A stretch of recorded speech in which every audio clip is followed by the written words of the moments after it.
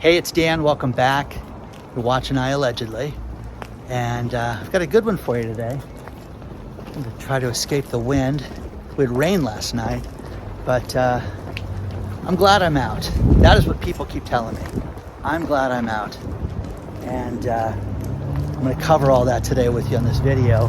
There's a lot to cover in the economy. So please take a second, hit the like button, subscribe to the channel, and hit the bell notification so you're notified on everything that we do. Plus, Webull is back. You can get a Webull account for free. It's a stock trading app that is absolutely amazing. It is the easiest place to trade cryptos, options, and stocks.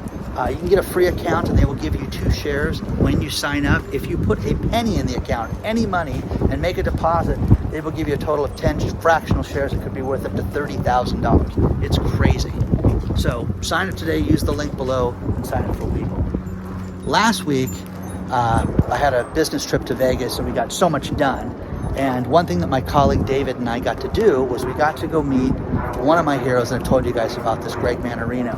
And Greg and his wife were nothing short of gracious. I mean, they were so nice, and it was great to meet him and to sit down and talk with him and just go through everything that I've always wanted to ask him, and we became fast friends.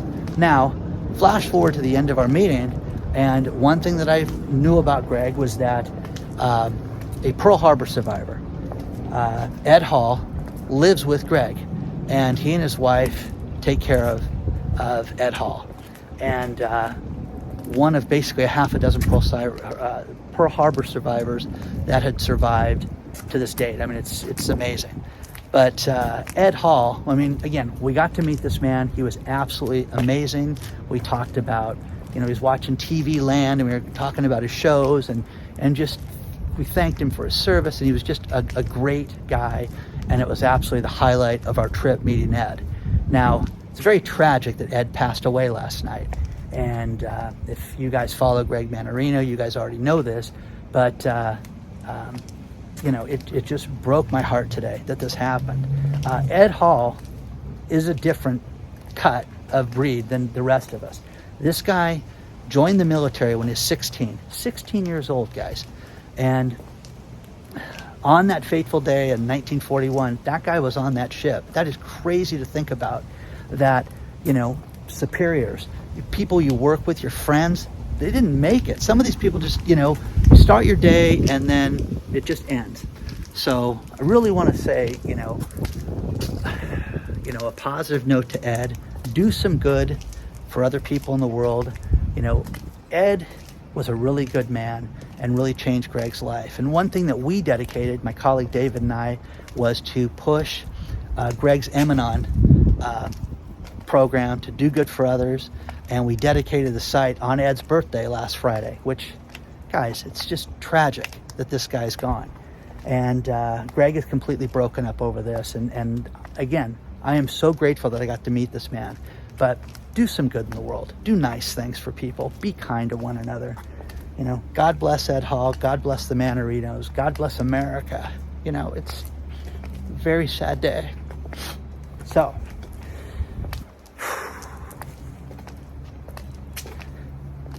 So many people have written me and told me that they're out and they're glad they're out. Now, here's the one thing about being and doing this channel is that I really have connections that are some really stellar people, and retired oil executives, retired mortgage people, people that know about real estate, people that have been incredibly successful and just are not working anymore. But in the last few days, all they've done is written me to tell me how glad they are that they're out. I had a man write me today about the diesel shortage. And again, Dan, the thing that you're not paying attention to and that nobody is the daily consumption use of diesel. Now, here's the thing. During the health crisis, diesel went down. We used less at times, and there were less deliveries and things like that. And yes, the economy is tanking right now, and there are bad things happening, but you have to look at the daily consumption and what's being created to replace the existing diesel, and that's not being done right now. So we're gonna run out of diesel fuel. and it's going to be catastrophic to every industry that there is right now. It's going to make a huge impact on all of us, and you're going to see that in things delivered to the stores, and you're going to see it in food and just overall retail sales. You're going to see it. Let's start with that. The next thing is the real estate industry. If you think that the real estate industry is healthy right now in any way, shape, or form, you are kidding yourself, because interest rates have absolutely killed the real estate market. And this is, death by 1,000 cuts that nobody wants to admit. Nobody wants to sit there and say, oh, this is really that bad. It is that bad. And again, I'm glad I'm out, Dan. Real estate mortgage brokers that are like, oh, wow, I sold my mortgage brokerage. I don't even want to call them because, Dan, I don't know if they're in business right now. That's how bad it is. But today, Jerome Powell and the Fed raised interest rates 3/4 of a point. And I've already had people write me and say, that's not going to do anything, Dan. This has already been built into it. Housing mortgages are not going to go up at all. You guys are crazy. Everything's going to be more expensive as a result of this. You're going to see interest rates, again, go above 8%. That's going to happen. And people, I've seen it in my lifetime, Dan, that high. We're going to see it again. You will. But the difference is these houses cost 5 times what they did when they were 8% the last time. Okay? Share your thoughts on that one. Retail. People that are in retail telling me that they're glad they're out. People that don't want to deal with the employees, don't want to deal with the type of worker in this world that doesn't show up, and the problems with a workforce. What a horrible way to live right now, having to worry that you're going to try to staff things. It's near impossible to get people to show up on time. And I saw this article about how Twitter is making its employees work 84 hours a week. None of us believe that. It's ridiculous to think about that. I know coders, I know IT people. These guys are strange cats. They're brilliant, but they are guys that send me emails at 2:15 in the morning and don't respond, during the light of day, like they're vampires. So for these guys to work strange hours, okay, wow, I'm really losing sleep over that. But again, the opportunity at a company like that with the stock options, it's got to be worth something, okay? Huge. I would think that you'd become, a multi-millionaire if you stuck with it. Retail has so many challenges that nobody wants to go to stores and shop at retail stores right now. Think about this. Today is the first day of Home Depot's Black Friday sale. Today, go to Home Depot. Now, guys, this used to be a huge event. I know people that would save, money. I know people that would wait. They're going to buy the drills. They're going to buy the ladder. They're going to buy the pallet jack. They're going to buy the benches, everything at Home Depot at Black Friday, because they were just for free, and they would have a line around the building of people waiting to get in. Not anymore. It starts today. Enjoy. And everything I've looked at is ridiculous. Okay, so there's nothing there that makes me want to race over to Home Depot. Might as well call it President's Day, as far as I'm concerned, because there's no sale value right now with Home Depot. The next one is Kohl's. Kohl's sends out their Black Friday special, and I'm like, oh, let's see what this is. And it's nothing. I would embarrass them and show it to you, but seriously, pots and pans and a few appliances, but nothing big. Nothing that would make me sit there and go, oh gosh, I got to drop everything and go to Kohl's right now. So 15% off, ridiculous. But again, people are telling me how glad they are that they're out right now. So share your thoughts on all this stuff, guys. Tide's a little high right now, so it's nice. But, so many people are done. So many people are happy that they're out. Let me know how you guys feel about this.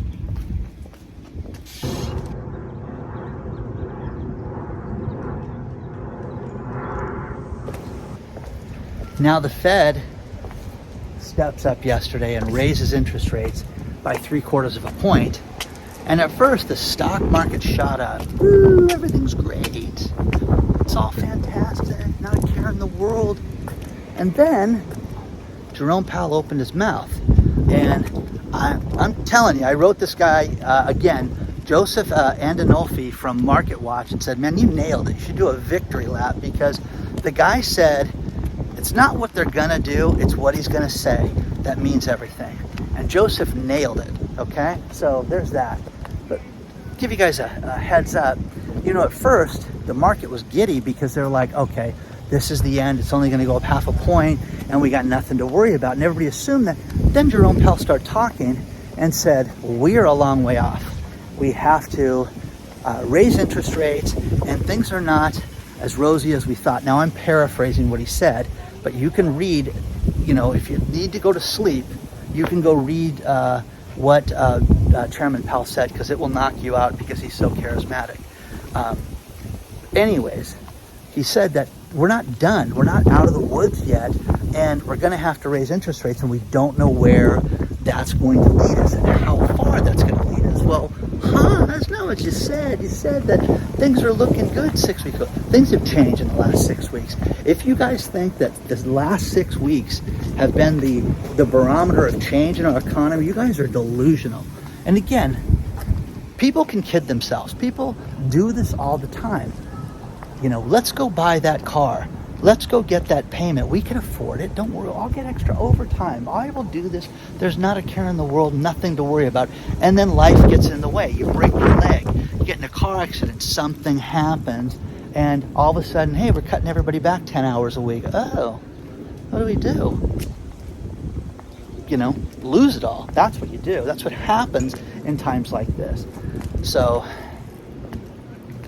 interest rates are going to continue to go up. You're going to see them hit levels that we haven't seen in 20 years. It's just that simple. The real estate market is absolutely upside down right now as a result of this. The refinance market, done. You're starting to see an abundance of houses on sale where you never saw them before in the last 3 years. And it's just a matter of time until it gets worse and worse and worse right now. So I'm trying to get the sun out of the camera for you guys. So this is not pretty, guys, to say the least. It's just not good at all. And people don't want to admit that. People are fed up. And, here the mechanics union for buses are on strike right now, which made very little press. But, let's put it this way. You need to ride on a safe bus. And that's what these people do, is fix buses. This one sounds okay. We'll use that.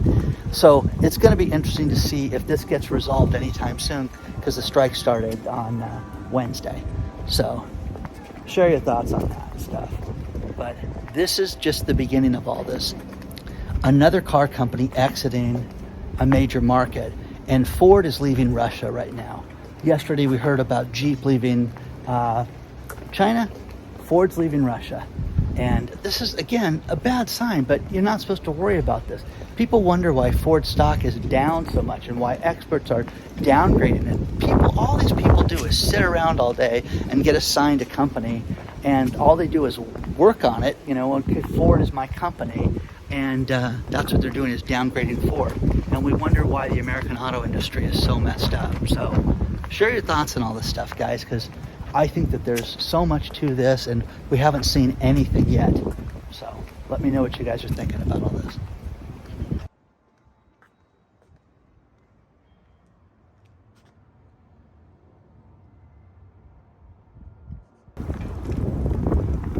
There was a great article in the Orange County Register about how auto loans are at their highest level since 2019. And they're about to be at their highest level since 2009. And it's going to be just a matter of days until interest rates are raised with this latest bump. But the average person with good credit, good job, good credit, good down payment on their car loan is getting 6.3%. The 0% interest days are long gone, guys. And again, I was in a restaurant and the guy was talking about a $2,000 a month truck payment. I was thinking, he's not even drunk. So there's that. So you're going to see interest rates on car loans go up higher. Now, when someone has, secondary or B credit, they have to go to a completely different marketplace, and they are getting interest rates that are above 19% on loans, and it's making people not be able to afford the cars at all. And you're seeing these cars get turned back in because people lose their jobs and things happen with a bad economy like this. Again, guys, I was talking to the financial prepper today, and his advice to get out of debt is the best thing you can do. It really is. And people don't get it, and people don't, they go out and they'll buy a car and they'll finance a car, and it's a horrible way to live. I know you got to make payments, and not everybody's got the cash and things like that, but no one needs to drive a $75,000 car. You just don't.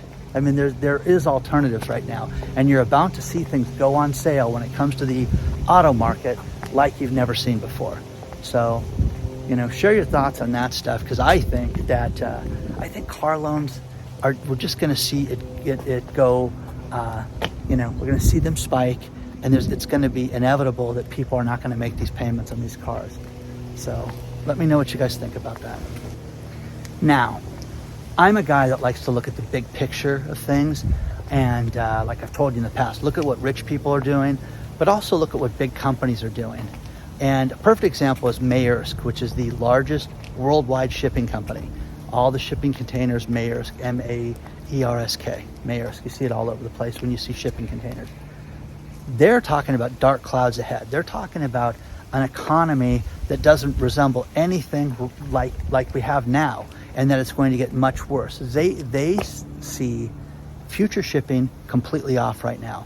And you need to look at that. You need to sit there and say, oh, wait a second, maybe things are bad.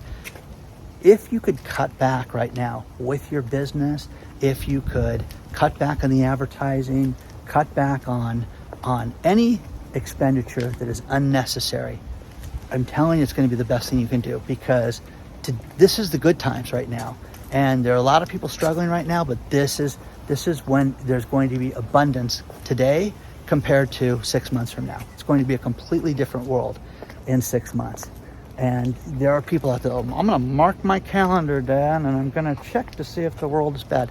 I'm not talking about some retired cat, living in a pension that's got his bills paid, reading the paper and watching videos. That guy is set. That guy doesn't care if interest rates go to 25%. He could care less, because he's not financing anything. It's the people out there that have to borrow money. And money is a tool, guys. You can use it to buy assets. You can use it to purchase things that will move your business and your life forward. But so many people just piss money away like they're going to have an abundance of it, and they don't treat it with any respect. The next thing is Walmart. Walmart is closing stores. We haven't seen it like this in years. I mean, there's been a few onesies, twosies here and there, but Walmart is closing over a dozen more locations right now because of poor performance right now. We saw a year ago a Walmart close in Irvine, California, and shocking, guys, that they went out of business. But you're going to see more and more of that right now. So what are you seeing that surprises you? What businesses, what restaurants are surprising you? I am floored that all this stuff is happening around us and that we're living through this. But to see Walmart's go out of business, that's a telltale sign. Target right now is on this big expansion kick where they're opening up these much smaller stores, and they have a much smaller blueprint. I like the stores. They're very quick and easy to shop, but there's no cashiers. Everything is self-checkout, but much smaller footprint. Basically, they took over a lot of clothing stores that were out of business. Like the one that I've been into in Huntington Beach used to be a Steinmart, which I don't think anybody ever shopped at a Steinmart. And after their bankruptcy, Target took it over. So share your thoughts on this stuff, guys. Let me know what you think and what you guys are seeing with all this stuff. And again, the people in retail, they're glad they're out, to say the least.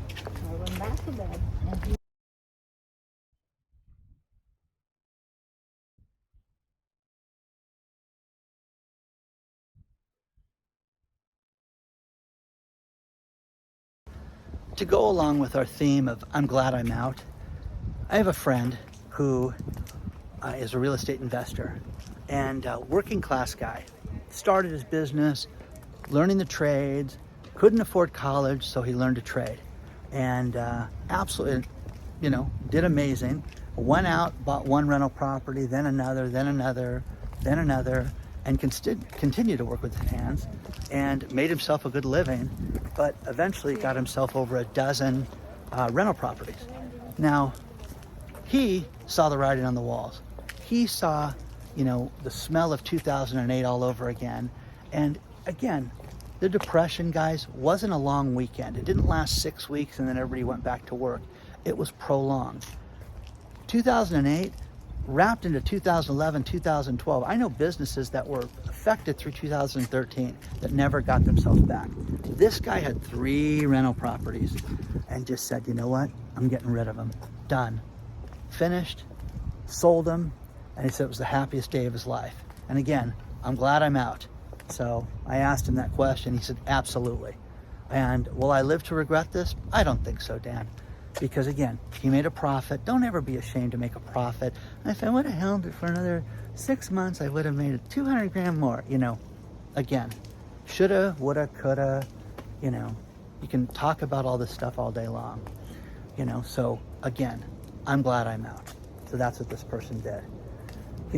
Here in Southern California, there is a house. When you drive in LA, there's certain areas where this is where this celebrity lives, this is where this person lives. It's kind of cool. Muhammad Ali had a house in Hancock Park that was famous, and it was it's a nice area. The house right now is for sale for $17 million. And I'm sure that will sell for $17 million because it was owned by the champ at one point. So does that interest you? Do you ever look at a house and it has cachet because of who lived there? I'm not looking for a $17 million house in Hancock Park, but, it's available right now. The Montage Resort that we have walked out many times, and you guys have seen Mom Yoga out there, that's for sale right now, which I did not know. It's for sale for $700 million. And the cool thing about that is that it's owned by a Chinese insurance company right now who bought it as an investment, and then they farmed out the running of the hotel to this one company. Now, Tillman Fertitta is interested in buying the hotel. And who is Tillman Fertitta? He's the billionaire buyer from CNBC. He had that show. Also, he owns the Houston Rockets. He owns the Landry restaurant chain. Post Oak, I think it's Post Oak Hotel in, I think I got the name wrong, but in Houston, really posh hotel, I guess. But, great restaurateur. And he wants to take that place. He also owns the Golden Nugget in Vegas and all the Golden Nugget hotels too. So I'm just remembering all the stuff as I speak. But that guy wants to buy the hotel, and the rumor is it's $650 million. And that's again from a local newspaper here. When he was reached for comment, he said no. But that would be a great guy to buy that place because there's certain things about that place that are just stunning. And the rooms, I've never stayed, I shouldn't say, I stayed there once with a friend, and it's incredibly expensive. But a guy like that will make it more friendly to the average person also, and the upscale people. There'll be nice restaurants and things like that, but he's very good at making things accessible to people, and there's a lot to that. So if you ever get a chance to go take a look at the Montage, you should do that. So, what are you guys seeing? Are you seeing people that are glad they're out? Are you seeing people that got rid of their retail store, or got rid of their small business, or sold their small business? Are you seeing that right now? Let me know, guys. Because I'm seeing it left and right. So many people write me. So many people tell me, don't talk about this. But again, I'm glad I don't do that anymore, Dan. I'm glad I'm out. So let me know. Share your thoughts on all this stuff. I'm going to end this video with this last story. And what is the dirtiest thing in our lives that we carry around with us all the time, and we use on a daily basis? You're probably watching this video on it right now. It's your cell phone. And it is 10% dirtier than your toilet seat. How about that? How disgusting is that? Do you guys want to make a call? You can use my phone if you'd like. Great story out of the Sun. And it just made me laugh because in the last 2 years, everybody was, hyper sensitive with gels and all that stuff. And I kind of got a kick out of the story. Take a look at it, but clean your dirty Android phone, which didn't talk about iPhones, talk about dirty Android phones, which I thought was funny because I have an iPhone, so it's much cleaner. Anyways, when my kids were very young, it was very, popular for the other parents when they would have a birthday party for their children. They would invite your kids over. And one family was particularly weird, where my son got dropped off and they gave everybody, hand sanitizer. And I'm talking 15 years ago, okay? So they were just clean freaks. And it was funny because they made the parents say, no, this is a private party. Let the kids play. Okay. So the kids got to play, so the parents weren't allowed to stay. That's fine. Got a break. They made the kids wear booties in the backyard, like you wear inside your house so you don't get dirt, on your carpet. They made them wear them on the lawn when they played games and stuff, which I thought was crazy. And I wish there were cell phone pictures of that, but there weren't. But how did those people handle the health crisis? That...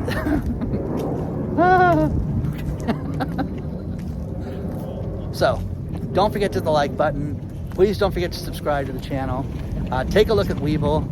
And onward and upward, guys. A lot of cool stuff's happening. Stay tuned for the announcement on people that were drawn to go to the party.